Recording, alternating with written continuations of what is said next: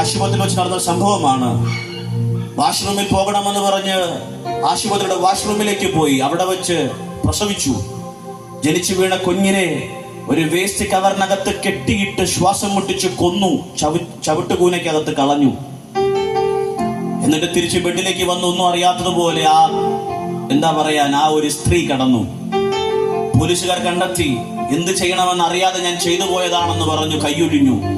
മാതൃസ്നേഹം വിളമ്പുന്ന, ഞാൻ അംഗീകരിക്കുന്നു, സ്നേഹിക്കുന്നു. എന്റെ ഒരുപാട് മാതാക്കന്മാർ ഇവിടെ ഇരിപ്പുണ്ട്. ഞാൻ നിങ്ങളെ എല്ലാം ബഹുമാനിക്കുന്നു. എങ്കിലും ഇന്നത്തെ കാലത്ത് മാതൃസ്നേഹം ഒരു കുഞ്ഞിനെ കൊല്ലാൻ മടിയില്ലാത്തതായി മാറിക്കൊണ്ടിരിക്കുമ്പോ എന്റെ ദൈവം കൺമണി പോലെ എന്നെ നിങ്ങളെ കാക്കുന്ന ദൈവമാണ്.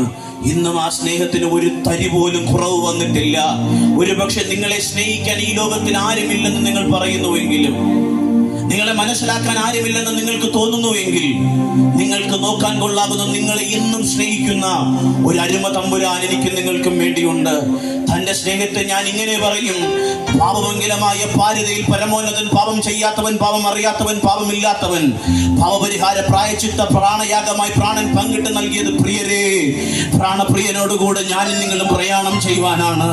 ആ ദൈവത്തിന്റെ സ്നേഹം സ്വന്തം ജനം തന്നെ തള്ളിക്കളഞ്ഞപ്പോൾ, ഒന്നുകൂടെ പറയട്ടെ, 33.5 വയസ്സ് മാത്രം പ്രായമുള്ള ഒരു യുവാവ് സ്വന്തം അമ്മയുടെയും സഹോദരങ്ങളുടെയും നാട്ടുകാരുടെ മുൻപാകെ ഇതാ പൂർണ്ണനഗ്നനായി കാൽവരി ക്രൂശിന്മേൽ തൂങ്ങിയാടുന്നു.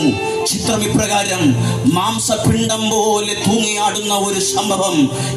സംഭവം എന്താണെന്നറിയാമോ? എന്നെ നിങ്ങളെ സ്നേഹിച്ചുകൊണ്ട് തന്റെ ജീവനെ എനിക്കും നിങ്ങൾക്കും വച്ചു. ഞാനും നിങ്ങളും ആ നിത്യത പോകേണ്ടതിന്. പ്രിയരെ, നിങ്ങളെ സ്നേഹിച്ച ഒരു വലിയൊരു സ്നേഹം ഇന്ന് നിങ്ങളെ മാടി വിളിക്കുന്നുണ്ട്. നിങ്ങളുടെ സങ്കടത്തിൽ നിങ്ങൾക്ക് മദ്യം വാങ്ങിച്ചു തന്ന, മയക്കുമരുന്ന് വാങ്ങിച്ചു തന്ന, വെറുക്കൂത്തുകളിലേക്ക് നിങ്ങളെ കൈപിടിച്ച് കൊണ്ടുപോയ സ്നേഹിതന്മാർ തിരുവനന്തപുരം മെഡിക്കൽ കോളേജിൽ സർജിക്കൽ വാർഡിലോ ഓർത്തോ വാർഡിലോ നിങ്ങൾ അസ്ഥി ഒടിഞ്ഞവനായി, കരളിൽ തകർച്ചയുള്ളവനായി, ഹൃദയം തകർന്നവനായി നിങ്ങൾ കിടക്കുമ്പോ അവരാരും നിങ്ങളെ കൈനീട്ടി സഹായിക്കാൻ ഉണ്ടാകത്തില്ല. പക്ഷെ ഇന്ന് നിങ്ങളുടെ അവസ്ഥകൾ നോക്കാതെ, നിങ്ങളുടെ പഠിപ്പ്, വിദ്യാഭ്യാസം, വർണ്ണം, വർഗം, ജാതി, മതം, നിങ്ങളുടെ ഒന്നും നോക്കാതെ നിങ്ങളെ സ്നേഹിക്കുന്ന ഒരു അരുമ തമ്പുരാന്റെ കരം ഇന്ന് ഈ ദേശത്ത് ഇറങ്ങി വന്നിട്ടുണ്ട്. യേശു കർത്താവിന്റെ കരം ഇന്ന് സന്ധ്യയെങ്കിൽ ഈ ദേശത്ത് ഇറങ്ങി വന്നിട്ടുണ്ട്. കൺമണി പോലെ നമ്മെ നോക്കുന്ന ഒരു ദൈവമുണ്ട്, നമ്മെ കാക്കുന്ന ദൈവമുണ്ട്, നമ്മെ സ്നേഹിക്കുന്ന ദൈവമുണ്ട്.